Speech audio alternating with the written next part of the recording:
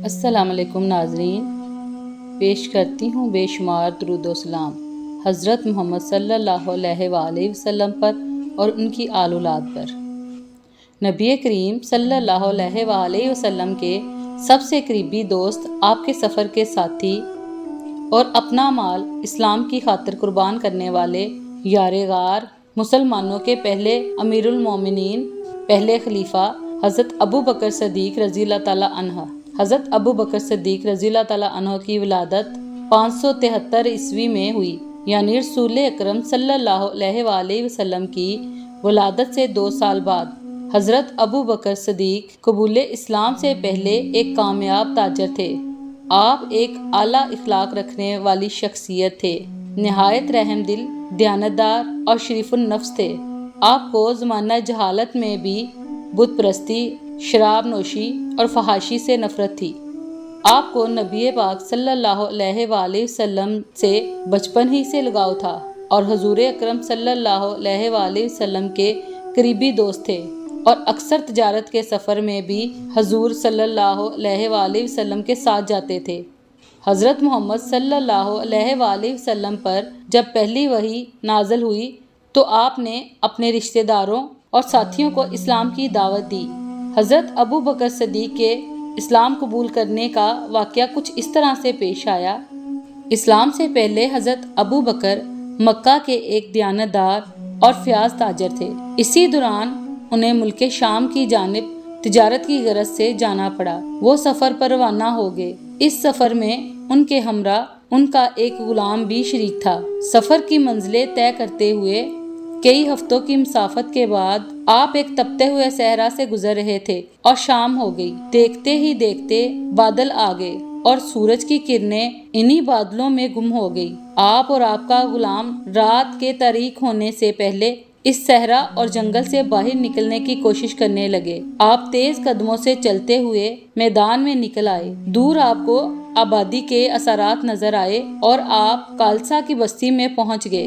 آپ کی آواز سن کر ایک شخص باہر آیا اور پوچھا کہ آپ کون ہیں اور یہاں کیا کر رہے ہیں؟ حضرت ابو بکر بولے، ہم عرب کے تاجر ہیں، وہ عرب جہاں خدا کا مقدس گھر ہے، اور ہم نے ملک شام کی طرف جانا ہے، لیکن غالباً راستہ بھٹک گئے ہیں، ہمیں یہاں ایک رات بسر کرنے کی اجازت دی جائے۔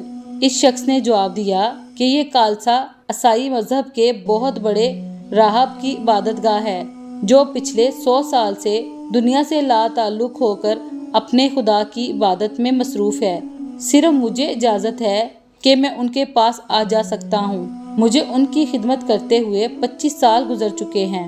ہاں، اگر یہاں ایک رات بسر کرنا چاہتے ہیں تو ایک شرط ہے، اور وہ شرط یہ ہے کہ یہاں رات بسر کرنے کی اجازت صرف اسی کو مل سکتی ہے جس کا دامن گناہوں سے بالکل پاک ہو، کیونکہ کچھ سال پہلے ایک بد کردار شرابی یہاں آ گیا تھا، اسے اجازت دے دی گئی، وہ تو یہاں سے گزر گیا، پر اس کی نحوست کا سایہ کافی عرصے تک ہمارے راہ پر پڑتا رہا، اسی لیے یہاں رہنے والے پر لازم ہے کہ اس کا دل گناہ سے پاک ہو۔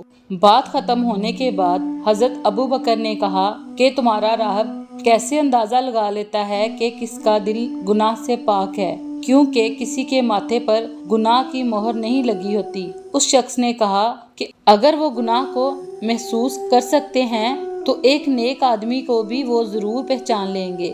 حضرت ابو بکر نے کہا، جاؤ اور اپنے آقا سے میرے متعلق پوچھ کے آؤ، اگر انہیں کوئی اعتراض نہ ہو تو ہم یہاں رات بسر کر لیں گے۔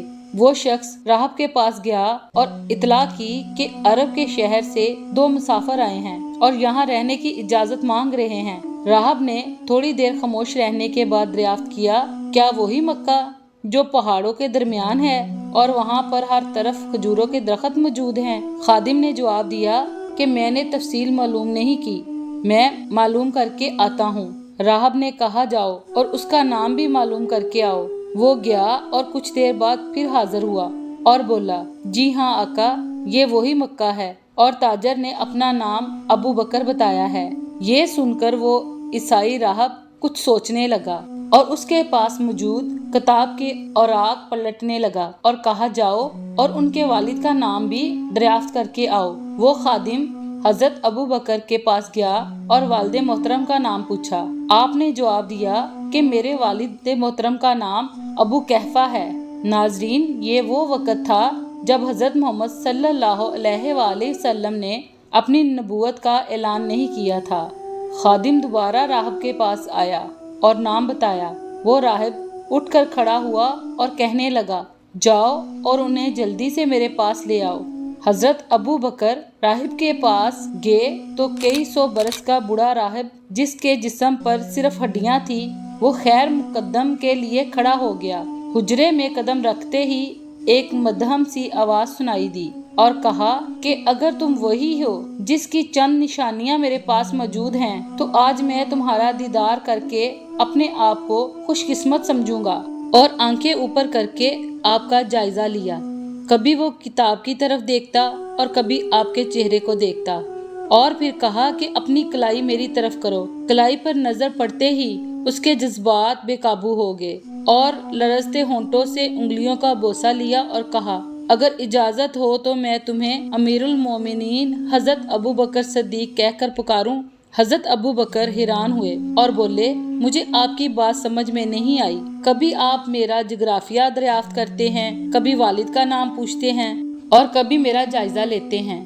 ایک عمر رسیدہ راہب کو یہ حرکتیں زیب نہیں دیتی۔ اگر رہنے کی اجازت نہیں ہے تو ٹھیک، ورنہ آسمان کا سایہ بھی ہمارے لیے کافی ہے۔ یہ کہہ کر حضرت ابو بکر پلٹے تو اس راہب نے آپ کا ہاتھ پکڑ کر روک لیا اور بولا کہ جلد ہی تمہارے شہر مکہ میں آخری نبی کی رسالت کا سورج طلوع ہونے والا ہے۔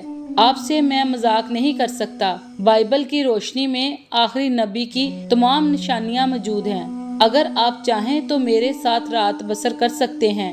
یہ سن کر حضرت ابو بکر تیزی سے اٹھے اور دوسرے کمرے میں جا کر لیٹ گئے، لیکن تمام رات وہ ان باتوں کو سوچتے رہے۔ صبح جب آپ رخصت ہونے لگے تو بوڑھے راہب نے اشک بار آنکھوں سے پیشانی کا بوسہ لیتے ہوئے کہا، جب تمہاری زندگی میں فیضان الہی کی صبح طلوع ہو تو مجھے اپنی دعا میں یاد رکھنا۔ آپ تیز رفتاری سے مکہ کی جانب واپس پلٹے۔ مکہ میں داخل ہوتے ہی ابو جہل پر نظر پڑی۔ ملاقات کے بعد اس نے آپ کو یہ خبر سنائی کہ غالباً تم ایک لمبے سفر سے لوٹ رہے ہو۔ تمہارے جانے کے بعد تمہیں معلوم نہیں یہاں کیا گل کھلا ہے۔ ابو جہل نے طنز کرتے ہوئے کہا، عبداللہ کے بیٹے کو تو تم جانتے ہی ہو، اپنے قبیلے میں وہ کتنا معزز اور ہر دل عزیز ہے، سارا شہر اس کی شرافت کی مثالیں دیتا ہے۔ لیکن یہ سن کر تم حیران ہوگے کہ وہ چند دنوں سے ایک عجیب بات کہہ رہا ہے۔ کہتا ہے کہ میں اللہ کا آخری نبی ہوں۔ ایک فرشتہ آسمان سے اترتا ہے اور میرے پاس وحی لے کر آتا ہے۔ اب وہ کھلے عام ہمارے آباء و اجداد کے دین کی مخالفت کر رہا ہے۔ خیر، فی الحال تو ابو طالب کی ضمانت پر ہم نے کوئی کارروائی نہیں کی، لیکن جب بھی ابو طالب نے اس کی ذمہ داری چھوڑ دی تو ہم مکہ کی زمین اس پہ تنگ کر دیں گے، نعوذ باللہ۔ حضرت ابو بکر نے اس کی بات سن کر کہا کہ فی الحال میں لمبے سفر سے لوٹا ہوں، گھر جا کر آرام کروں گا۔ حضرت ابو بکر اپنے گھر پہنچے، سامان گھر رکھ کر ابو طالب کے گھر گئے اور سرکار دو عالم صلی اللہ علیہ وآلہ وسلم کے بارے میں دریافت کیا۔ پتہ چلا کہ وہ قریب کی پہاڑیوں کے پاس تشریف لے گئے ہیں۔ حضرت ابو بکر وہاں پہنچے تو دیکھا کہ محمد صلی اللہ علیہ وآلہ وسلم ایک چٹان پر تشریف فرما تھے۔ چہرہ مبارک سے نور چمک رہا تھا۔ قدموں کی آواز سن کے نظریں اٹھا کر دیکھا اور مسکراتے ہوئے ارشاد فرمایا کہ مبارک ہو۔ خیر مقدم کا انداز بتا رہا تھا کہ کسی کا انتظار کر رہے ہیں۔ اعلان نبوت کے بعد حضرت ابو بکر صدیق کی آپ سے پہلی ملاقات تھی۔ نبی کریم صلی اللہ علیہ وآلہ وسلم کا چہرہ مبارک خوشی سے جگمگا رہا تھا۔ فرمایا، اے ابو بکر، کلمہ حق کی طرف بڑھنے والوں میں سبقت لے جا۔ آخری نبی تمہیں اسلام کی دعوت دے رہا ہے، اسے قبول کر لو۔ حضرت ابو بکر، جو اب تک حیرت کا مجسمہ بنے کھڑے تھے، فرمانے لگے کہ میں نے سنا تھا جو نبی ہوتے ہیں وہ اپنے ہمراہ کچھ نشانیاں لے کر آتے ہیں۔ آپ مجھے کچھ نشانیاں دکھا دیں تاکہ میرے دل کو سکون مل جائے۔ حضرت محمد صلی اللہ علیہ وآلہ وسلم نے فرمایا، نشانیوں سے گزرنے کے بعد بھی اب تمہیں نشانیوں کی ضرورت ہے۔ کالسا کی رات کو یاد کرو، اس کو چند دن تو گزرے ہیں میری رسالت کی تصدیق کے لیے وہ رات کافی نہیں؟ رات کی تنہائی میں اس بوڑھے راہب نے تمہیں کیا پڑھ کر سنایا تھا اور پھر حیرت کا غبار تمہیں یہاں پر کھینچ لایا؟ میری رسالت کے اقرار کے بغیر بھی تمہاری تسکین کا کوئی سامان ہو سکتا ہے؟ حیرت کے عالم میں حضرت ابو بکر پر ایک سکتہ طاری ہو گیا۔ حضرت ابو بکر بولے، اب مجھے کسی نشانی کی ضرورت نہیں، میرا دل تو پہلے ہی ایمان لا چکا تھا، اب زبان سے بھی کلمہ حق ادا کرتا ہوں، میں اقرار کرتا ہوں کہ آپ اللہ کے آخری نبی ہیں۔ اس طرح حضرت ابو بکر پہلے مسلمان مرد تھے جنہوں نے اسلام قبول کیا۔ اللہ پاک کی ان پر لاکھوں کروڑوں رحمتیں نازل ہوں، آمین۔ امید کرتی ہوں ناظرین یہ ویڈیو آپ کو پسند آئی ہوگی۔ ویڈیو پسند آنے کی صورت میں لائک اور چینل کو سبسکرائب کرنا مت بھولیے گا۔ ملتے ہیں پھر کسی نئی ویڈیو کے ساتھ۔ اللہ حافظ۔